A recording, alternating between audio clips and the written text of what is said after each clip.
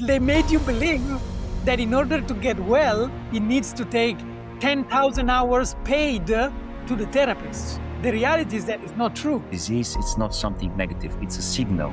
It's a signal that is telling you that something inside of you is out of alignment, so you can pay attention and you can discover the belief and you can change the belief. All beliefs that are negative, in order to keep them, they present themselves like positive beliefs. You cannot change something that you don't know that exists. It's like if you are in a jail that you don't know that you are in a jail, you cannot escape from that jail. The technology, it's never lost. We never lost the technology, because when we explore these kind of topics and we go even deeper, as you mentioned, we can arrive to the point that we are the technology.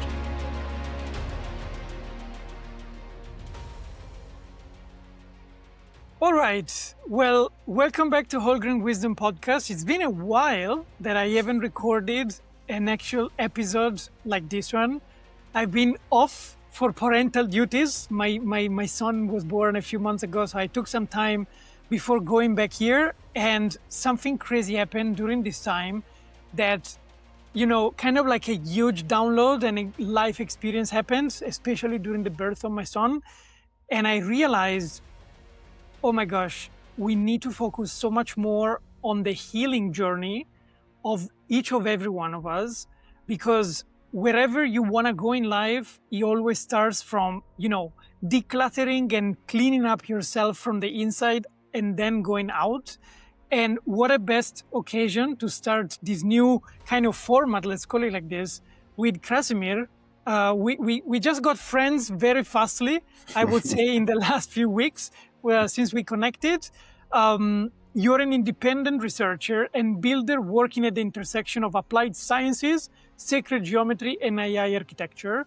So it completely fits the stereotype of what we're going after here at Wholegrain Wisdom, merging the science and the ancient wisdom to reveal they're the same fundamental truth. And so I want to start with you welcoming and tell us a little bit about yourself, your story, and how is it even possible that we're talking about applied physics, sacred geometry, AI, and healing? Well, let's give a little bit of a hint of what we're going to discuss in this podcast.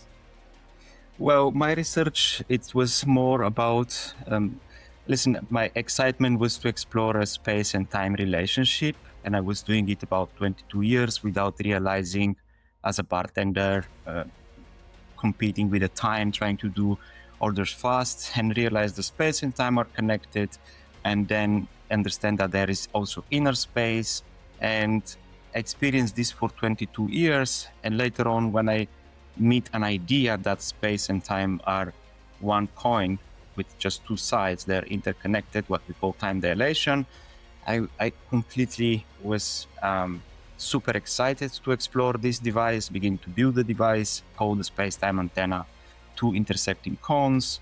And then slowly with the research, when the time progressed with different synchronicities, begin to explore more complex structures like the stellar-octangular, Sierpinski gasket, phi ratio, relationships and stuff like this. And basically came to the conclusion or to the idea that the underlying structure of consciousness, there is a specific structure that consciousness prefer to crystallize from the invisible, from the surrealistic, if you wish, domain, from the imagination into the tangible, into the matter. There is laws, cosmic and natural laws, that this consciousness is following while it's crystallizing from one form to the other. It's the same substance, but it's just changing form, it's crystallizing, it's getting denser, and it's following some kind of relationship and pathways of efficiency, like the golden proportions, to transit from higher frequency and low density to lower frequency and higher density. Wow. And this explains also the relationship between mind and matter. Many people are excited to explore that relationship. Yeah, you put so many points here. Let me make a few steps back. So, yes. First, how is it even possible that being a bartender made you realize the relationship between space and time? This is quite interesting. That is kind of like, let's bring it to the common ground level. Zero And explain me, how did you even get to this realization? Yes, very good question. Very good question. So the answer is basically very simple. You can study a book about quantum physics as intellectual knowledge all your life, but you may never have hands-on that experience. You may study what love is or what is honey, but maybe you never try that honey, or maybe you never fall in love. In my case, I was super excited to make things fast. Very excited to see how fast I can compress the time and make the next order a few milliseconds faster. And by doing that, I was so excited, also doing flare with the bottles, that begin to realize that space, it's an essential part of it. I need to organize the space in the bar in a certain proportion, in a certain setup. I need preparation, I need to prepare the space. So the space was the essence where I put my effort 80% of the time. And when I'm done, then the flow rate, it was extremely fast. But also I noticed that sometimes I feel maybe anxious, maybe not in the mood, sometimes feel very balanced. And this also increased my efficiency flow. So I realized that there is also inner space and inner time. Yeah. So if you calm inside of yourself, if you are not distracted, if you allow things to happen, do not have resistance, then your mind is working much faster and your inner time is working. So this is also connected. So I had this as an experience for 22 years, building very extremely efficient flow workflows on the bar and experiencing it. And when you experience something, it's much more valuable than intellectual knowledge, because there is a texture, there is a gradient, there is a flavor. It's much more concrete. It's your own experience. It's not something you know that you can agree. It's something that you live. So it's kind of your own wisdom, because it's your experience. You know it from within, deeply, in many different aspects. So when I meet the idea of time dilation, that space and time are one and the same idea, that they're interconnected. The faster you travel in space, less you age, less time you experience, and vice versa. And I begin to just agree with that, because that was obvious for me already.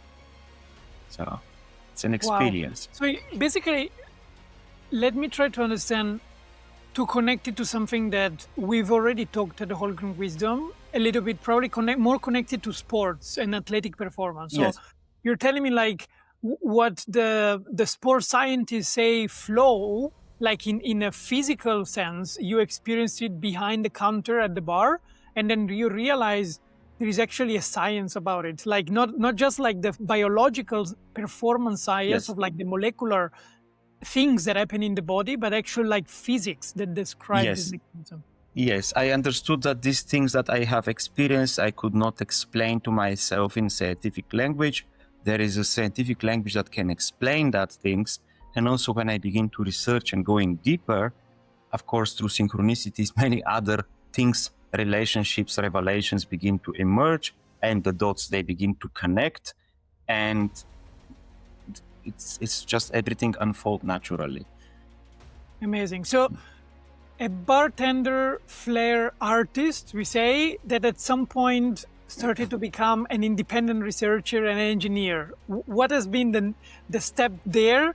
What has been the connection? What have you been working on in the last years? You mean before I begin full-time as a researcher? Or yeah, well, I guess there must be some kind of connecting dots between working in a bar to actually getting into a lab, I guess, and doing experiments with the prototypes that you have behind you. Yeah. Well, I was listening one session called Bashar's lab, and he explained that there is a device that can be created and can be one of the first in our planet that can translate what he called etheric or electromagnetic energy. From his point of view, he described these two intersecting cones, one pointing up, one pointing down with specific apex angle. And of course, that resonated with me so strong. So I begin to build that devices. Once, twice, I begin to invest with my own resources, and slowly begin to share with other people in the group. And because of sharing, other people begin to support the project. And one day a person came and offered me to support the project full time. I needed to choose if I want to transition full-time, to cover all the expenses, to provide my salary, and so on. And so we begin that journey. I trust this because it was my intuition. And then because of that person, we were able to speak with Dario, Anka, with Bashar 4 or 5 times in the private sessions and begin actually to receive more detailed information for tolerances, materials, different elements of those devices, and begin to connect the dot until one day, actually, one of the breakthrough was that I was building one device called the space-time antenna with this Merkaba in the center, and parallel to that, another device that is called the flash matrix with the Fibonacci spirals. But I didn't know that they are actually connected. And in the third session, Bashar explained that those devices actually are part of the same circuit, and the flash matrix has to be connected with space-time antenna and to siphon the energy from high voltage, high frequency into DC current. So it was very shocking for us. I begin to understand also how this relates to a Nikola Tesla research with the Rift Tower and things like that. Yeah, so let me kind of make a little bit of an umbrella here of what are we actually getting into, because here we are at the real intersection between the ancient wisdom part. I mean, if you actually go and look and study about ancient devices, even the pyramids itself, that nowadays we are finally understanding they're not tombs as they have been telling us throughout the history books at school. They're actually much more complex devices for energy harvest and so on and so forth.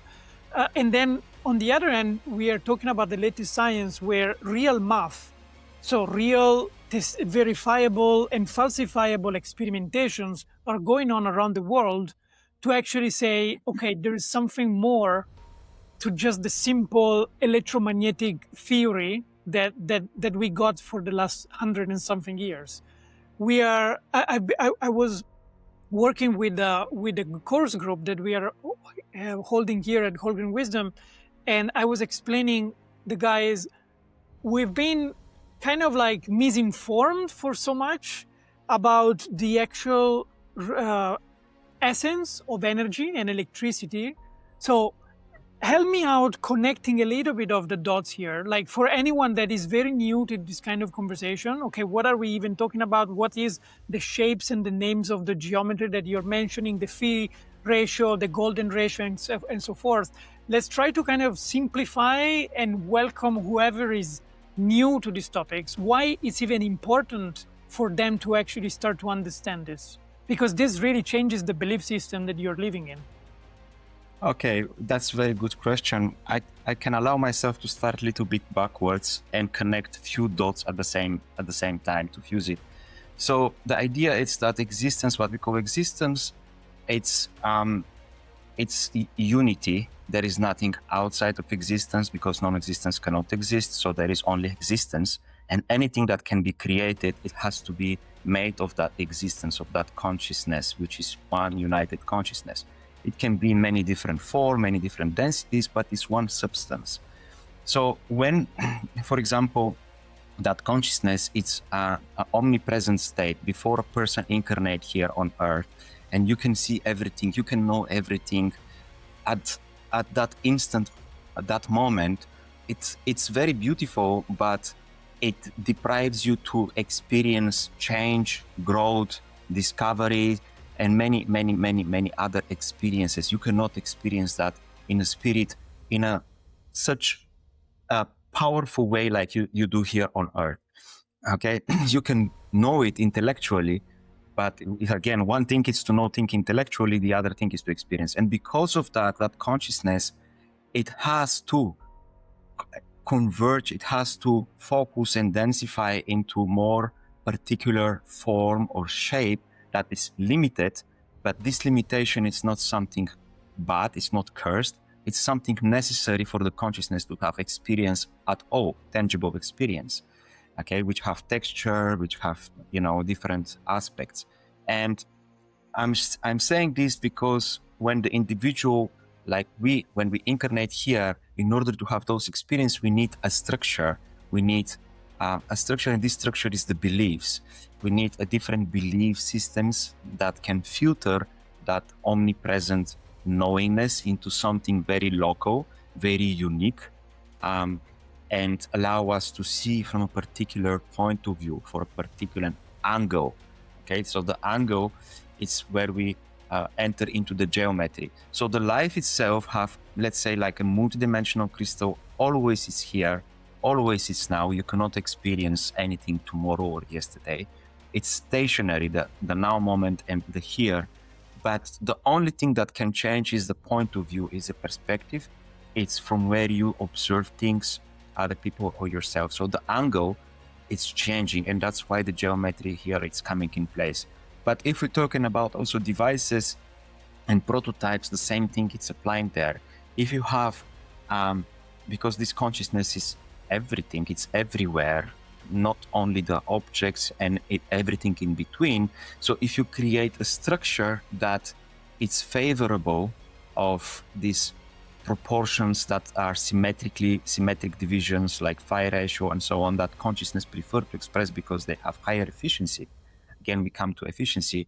Then if you create a structure like that with copper or conductive material like copper or gold or other materials, then that consciousness or this ambient field, if you wish, it's much more likely to follow that structures because they provide that efficiency, that pattern that is embedded naturally on the substructure of that consciousness. Okay, it's very natural for the consciousness to express more easily in one type of structure than to another type of structure.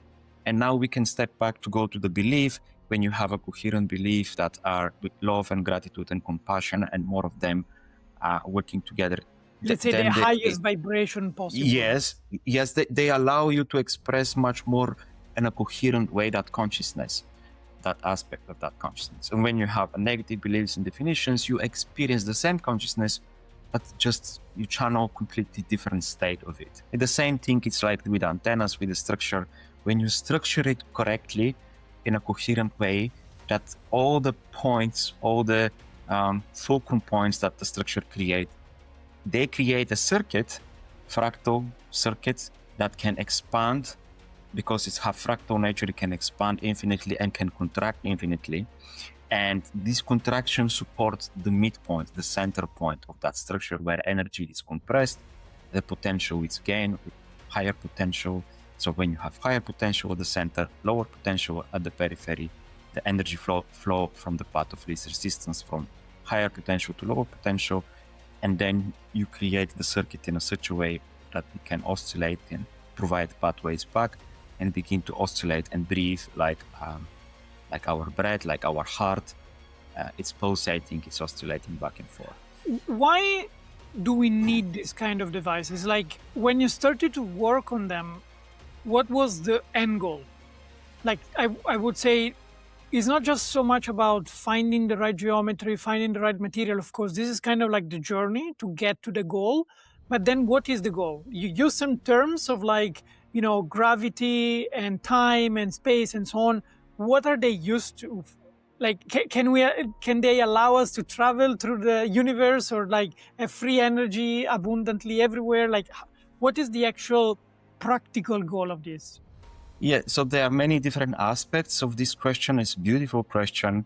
So there are many different aspects. Yes, if we understand them. So let me put it that way. So far, we know what is energy. We know what is field. We know what is force. We know what is frequency. And there are another two components that are missing. We need to remember. We already know, but we need to remember what is the substructure, this geometrical structure of the consciousness. And also the sixth component is that the consciousness itself is participate into the circuit, into the system. It's not isolated. The one who conduct experiment also is participating. So when this knowledge is remembered, because we already know everything again, when this knowledge is remembered, it can allow us to create energy, to siphon the energy from higher octaves of the consciousness and to densify it into our tangible reality here. It will allow us to transfer information and energy in vast distances without loss because energy information basically are the same thing. When you modulate energy, you transfer information. It will allow us also to create teleportation, because we will begin to realize that the location is not an external aspect separate from the object, but it's one of the properties, like the color, the shape, and the substance from that object is made. So it can allow us many other things, but this is not the final goal. Okay, I told in the beginning that this is a final goal. The final goal actually is when a person is dealing with those ideas, it's to understand more about who is he, to discover things about himself that he's not aware, because there is a visible, tangible aspect, but also invisible emotional aspect. And my focus was more on the outside, but you cannot create the outside if you don't create it first from within. We cannot bend the spoon. Okay, many people in these researchers, independent researchers, they try to bend the spoon. They try to make the outside devices powerful, and then they can feel powerful because they made so. But the process is it's from within. Everything, all the creations start from within, and then the reflections will happen as a side effect, as a byproduct, without even needing them, because you will already be empowered enough. So you can say all these prototypes are kind of like an excuse for you to do the inner work that you would not have done otherwise. You can say it that way too. You can say it's a permission to understand more about who I am, but the more you use them as an excuse or as a permission or as a tool, the more you understand who you are, the more you expand, then the more insights you have internally and externally, how you actually can complete the devices. You cannot do your best to fix the devices and then to feel empowered. You need to feel empowered, and then you can figure it out without effort. It will just be given to you.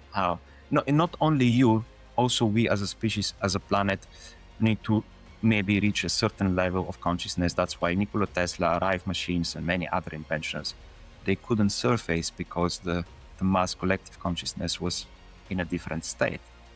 So yeah, these are wonderful topics, because these are really clearly connecting to the mission of healing and accelerating humanity's healing here at Wholegrain Wisdom. And the more that I research, the more that I study about all of these topics, I'm getting to exactly the same conclusions. Like, we can push so much kind of like a negative narrative about why this technology wasn't available before, even if it's existing since thousands of years. Yes. Got it, then we lost it, then we got it again, and then we lost it again.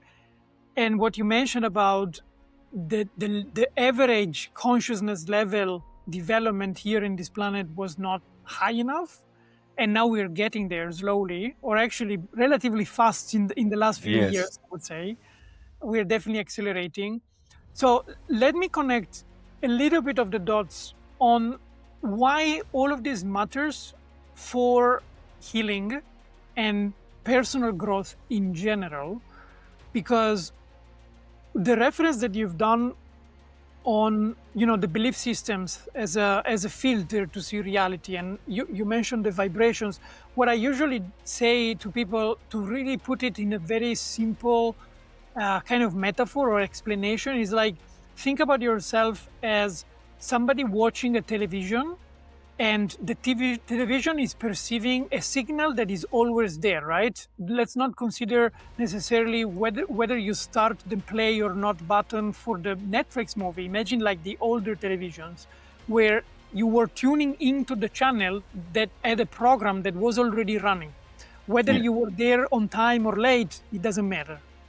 And of course, it's up to you. And in this case, in one of the next videos at Wholegrain Wisdom, I will link it here in the chat, we talk about the subconscious and how is the subconscious mind that operates at the 90 to 97% of our daily actions. So we are not consciously aware of what we're doing for all of this much time during the day.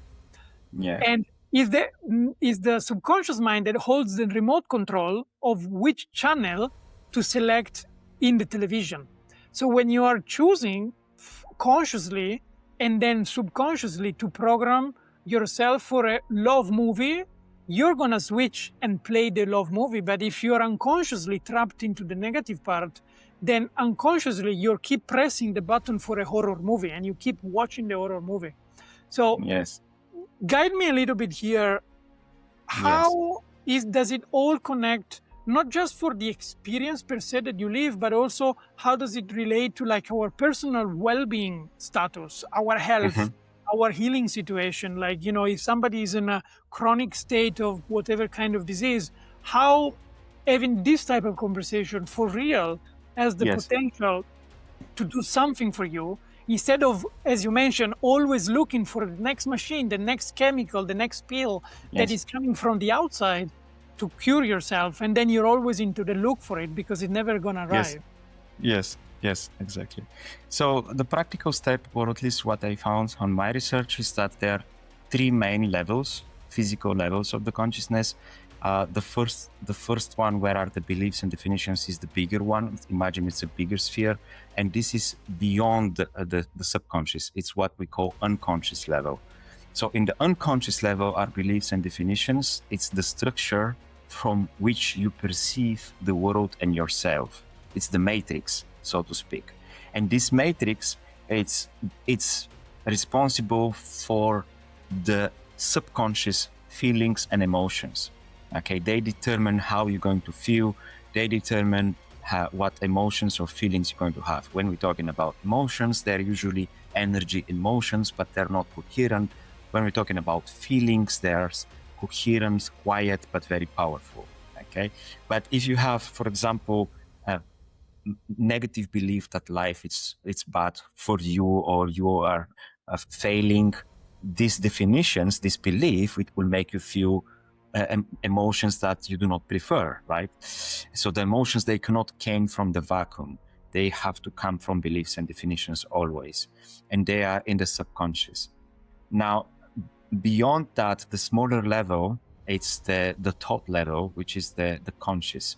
Now you can see, you can listen your thoughts, but they are determined from your emotion. When you feel a negative state, your mind is running crazy. You cannot stop it because the emotions give momentum to that flow.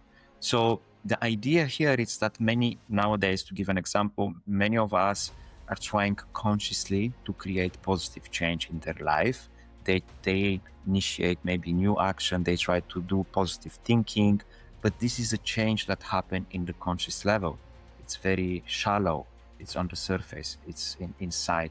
If you want a real change, it's better to understand how the motivational mechanism, which is built inside of us, is working. And this is very important because a negative belief can persist maybe entire life because it have payoff, because it have a mask like a positive one. It's all beliefs that are negative. In order to keep them, they present themselves like positive beliefs. It's a kind of lie. It's a kind of payoff. I always say, the negative belief came from a survival mechanism, because at some point in your life, it did really save you from dying or from like, kind of like being hungry.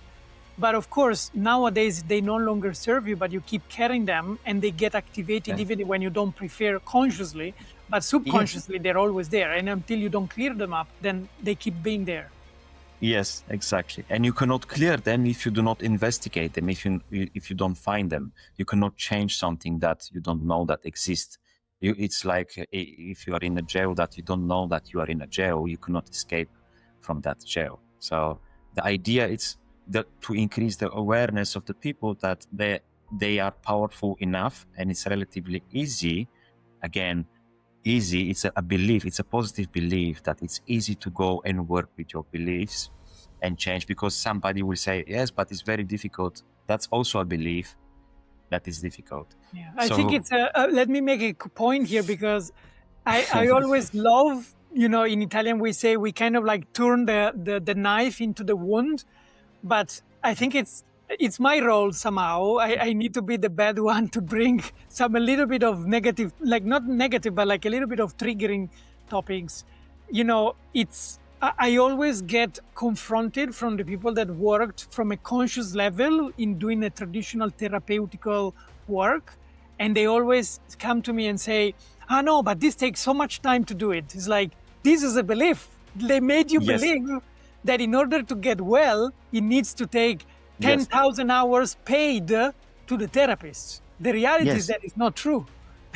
Yes, absolutely. This is a belief that is long time sustained from the society, from many different perspectives, and from many different point of view. Many different people support it, and when we grow unconsciously, we adopt this belief. We're stealing this belief from the society.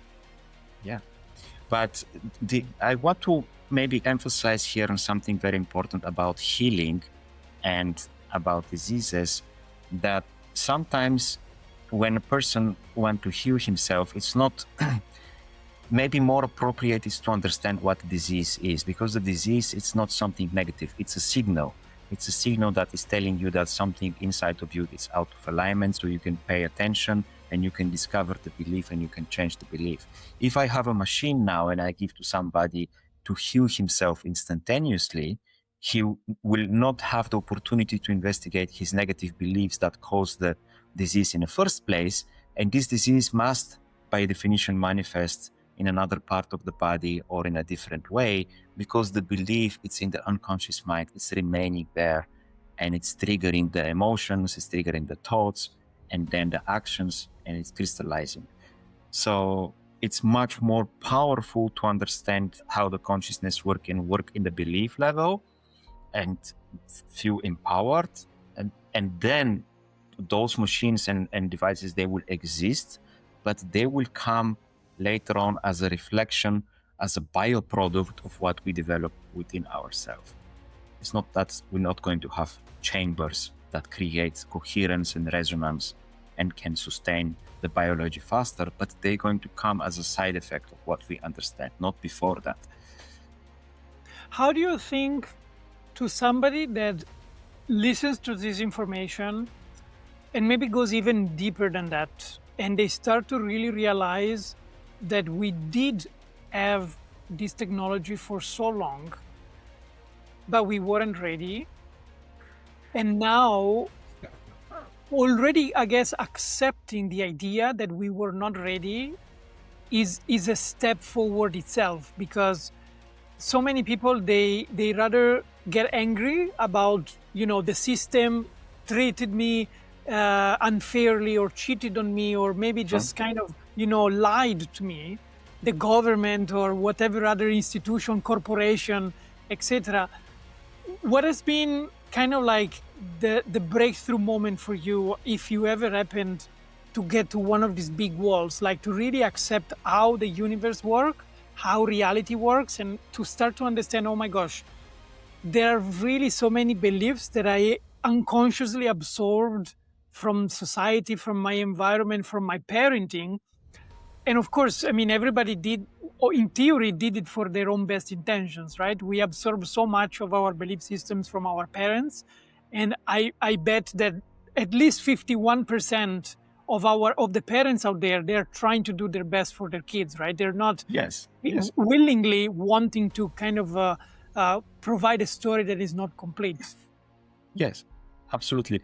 But the technology, it's never lost. We never lost the technology, because when we explore these kind of topics and we go even deeper, as you mentioned, we can arrive to the point that we are the technology. The body is the perfect bioresonator, an antenna that you can tune like a tuning fork to tap into very powerful state of love and gratitude, and you can heal yourself by doing so. So the technology was never lost. The knowledge about who we are, about know thyself, it's lost. So when we remember that knowledge, because we already know it, we just temporarily forget about that. When we remember that, we can allow ourselves to tune to a very powerful state of being, like gratitude, of love, without conditions, without not necessarily something outside or inside to be complete before that, without excuses, without permissions. They are all available right now and right here, and everybody can tune There is no external wall. And the more people begin to practice, like they're going to the fitness to practice heavy lifting and make muscles, which is great, good for the health. But the more people also realize the importance of the emotion, the states, the beliefs, they can practice allowance. They don't need to fabricate, they don't need to create anything. They can practice allowance of gratitude, or allowance of love, or allowance of compassion to a certain point that their state will be in high vibratory state, and this by definition will create a resonance and release anything that is out of alignment with that frequency. And this is where the healing begin from within, without any kind of technology. So the technology is not lost. We are the technology. We are the key. We are also the knowledge. We're just remembering that in our own pace. Amazing. Let's say, for somebody that is getting there at the beginning, let's say, of this kind of conversations, I brought guests previously on Wholegrain Wisdom that were talking about resonance and coherence. So we did touch already some topics about vibration. But I know for me, it took a very long time to really kind of connect all of the dots between the vibration of energy, then what does it mean vibration at the atomic level, and then how does it go, into all the other layers of the bigger systems, the cellular level, the organs level, the human body, even the planet and the relationship with its inhabitants. Mm-hmm. What is your kind of mastery map to orientate yourself into this relatively complex topic, if it's not the first time, but like you're getting into this conversation? How would you guide somebody to really understand what does it mean resonating at the highest vibration possible? Well, it depends of the person mindset. Some people have more scientific mindset. Some people have very casual mindset. I will use most probably analogies that can fit his narrative, his language. It depends of the person. I can explain this in a different way. Yeah, let's try to touch it a little bit from a physics and science way, let's say. Okay, so the idea, again, from physical perspective, it's that the consciousness or all the energy that exists, it have fractal nature. It's created like a nested octaves, like nested spheres. It's dividing itself into two in a very similar way, like our body. When we're born, we have the cells from 1 to 2, then to 4, then to 8. It divides again and again and again and again, but it's following the self-similarity principle.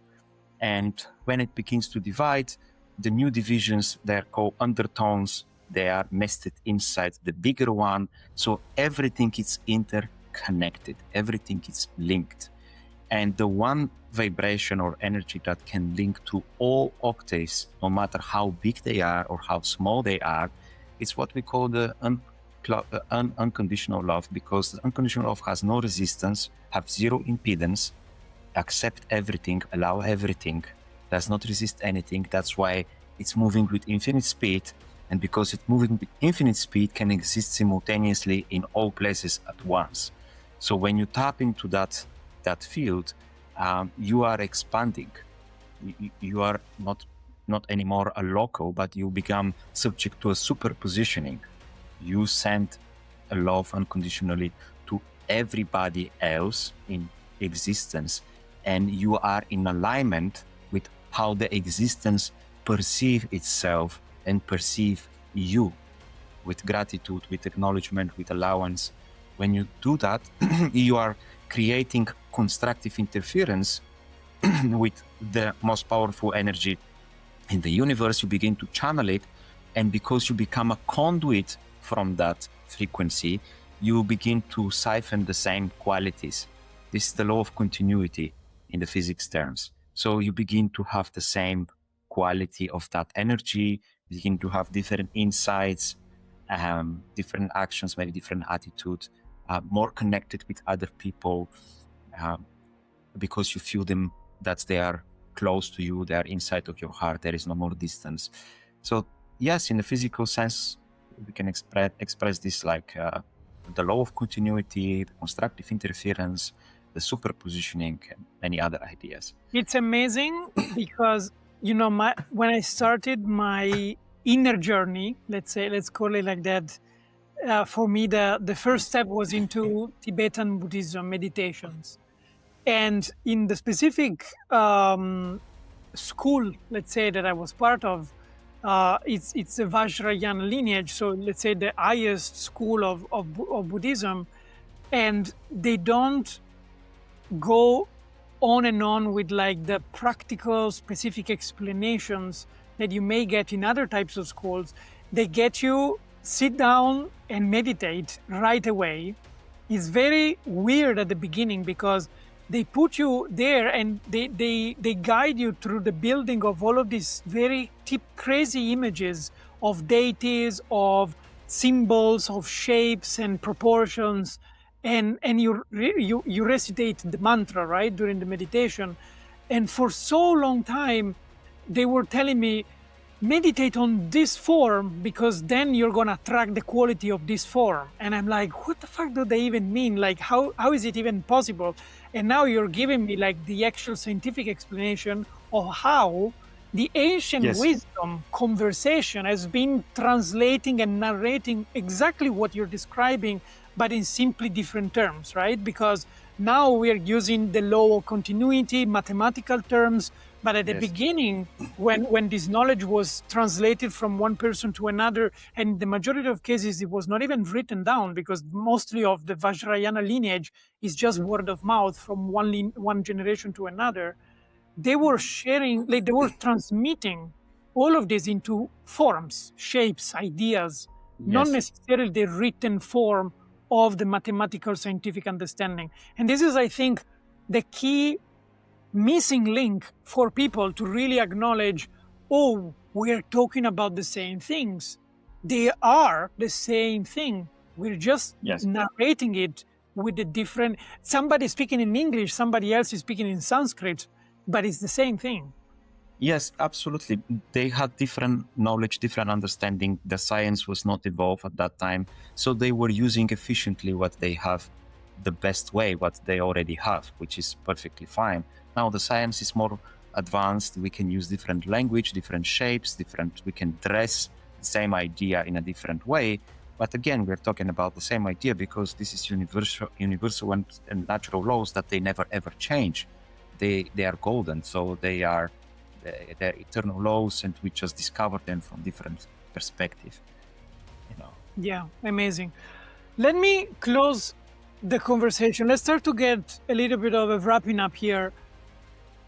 Where do you see the next steps for anyone that is into this journey of personal self-discovery, developing these technologies by themselves?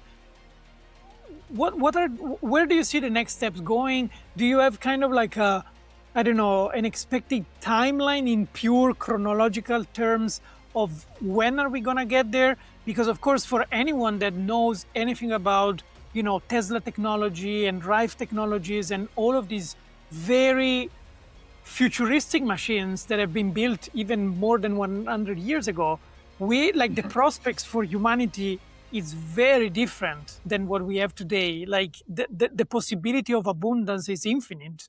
And I come from the technological kind of Silicon Valley world. And for me, it's all like talking about abundance. It's always been about, massive renewable technologies and solar panels everywhere. But we're going way beyond that. Yes. Kind of give us a picture of the future. Get us excited a little bit about where do you see us potentially going?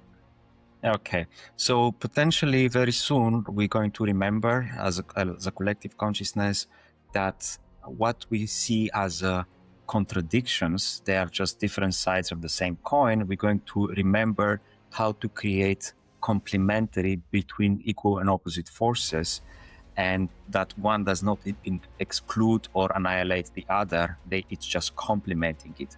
Plus and minus, positive and negative, they will work to help each other. In this sense, this it will evolve into a science from one side and mysticism or metaphysics from the other side. They're going to find a common ground. They're going to be fused together, not fight between each other, because the scientist, it's a mystic because he's chasing the unknown. He wants to prove his theory. And the mystic is working with very precise laws of universe like a scientist. So these two ideas will merge together. I have a goosebumps. And when they merge together, something very powerful and very beautiful will emerge that is completely not linear. And because of that, the other aspects, not only science and metaphysics will merge, but also what I call AI and NI. NI, it's a natural intelligence, and AI, it's artificial intelligence. We're going to create a resonance between natural and artificial intelligence where we're going to complement each other, not be afraid that AI will take over. We're going to make a better AI systems. The AI systems will help us to see things more connected, like a whole system, like not isolated between each other. And out of integrity, it will help us to see the whole picture.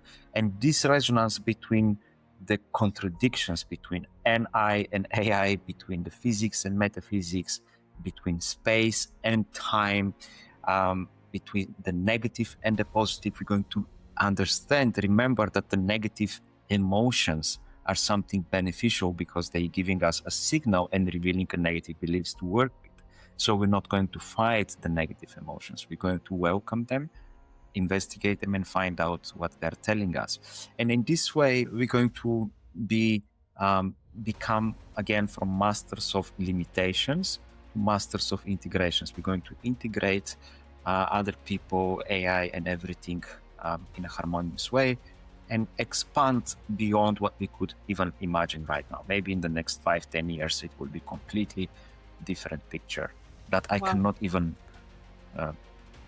Yeah, it's very hard to comprehend. I think anyone that is trying to kind of form a clear picture on will get probably disappointed because that's too much expectation. But on the other, it's going to blow our minds completely. Just today at lunch, I was chatting with my wife, and I don't know how it came out, but then all of a sudden I told her, based on what I know now and the work that I'm bringing on with real life people and healing ourselves and teaching other people how to heal themselves by themselves, I have no doubt that before I die, there will be not a single disease that will not be curable in an instant with the technology that we are developing now, which, as you say, it's not anything new. We are remembering what we already had.